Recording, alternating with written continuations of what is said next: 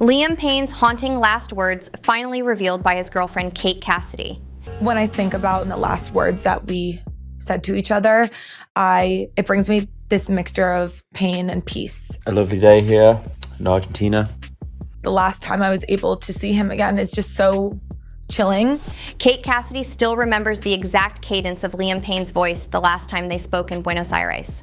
She was fussing, double-checking her passport, telling him again how much she loved him, and Liam cut in gently. "You're acting like this is the last time you are ever going to see me again." It's just so hard to process that. He thought we had all this time and it was just taken away. Kate shared that moment on Jay Shetty's On Purpose podcast, calling the comment chilling in hindsight. She had laughed, promised she would hurry to the car waiting outside, and darted off to the airport.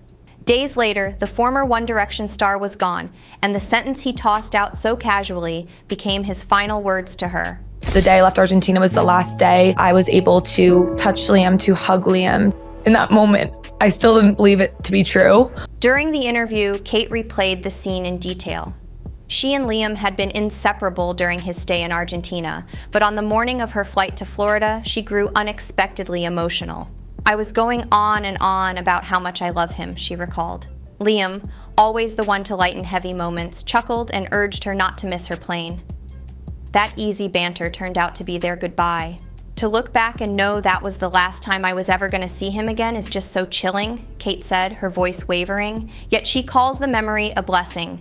Their parting was warm, heartfelt, nothing left unsaid. Since Liam's passing, Kate has spoken publicly a handful of times. On ITV's Lorraine, she admitted she still talks about him in the present tense. Slipping into the past tense, she told host Lorraine Kelly, "Stings too sharply because it makes it official." Holding back tears, she said she is still working on accepting the fact that he's not here anymore and uses present tense memories as a bridge toward healing.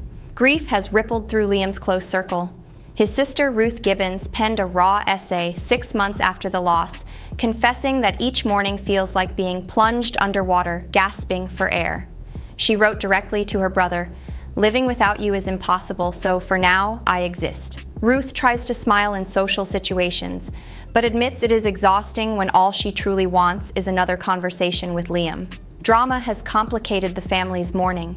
Argentine authorities opened an investigation soon after Liam's passing, arresting several people and bringing some more charges. In February, those charges against Liam's friend Roger Norris and several hotel employees were dropped.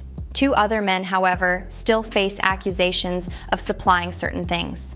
Roger, who had been with Liam in Argentina, then sued Liam's father, Jeff Payne, for what he called false and defamatory statements that led to his arrest. Initially, he sought $8 million, but has since withdrawn the suit, telling Rolling Stone that Jeff no longer needs to apologize.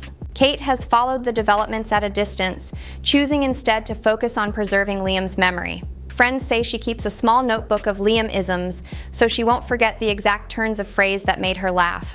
The last words exchange now sits at the top of that list. Fans, too, have clung to Kate's account.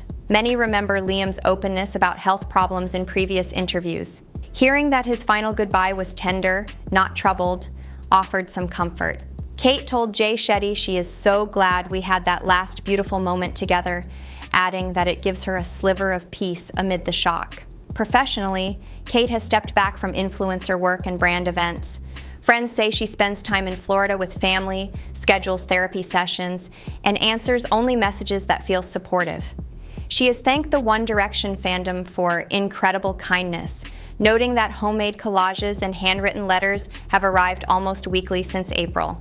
Inside the Payne family, Ruth's essay revealed how relentless the grief can be.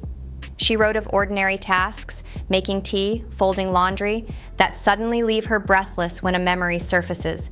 She signs every note to him, "Love you, mate," as if he might read it somewhere.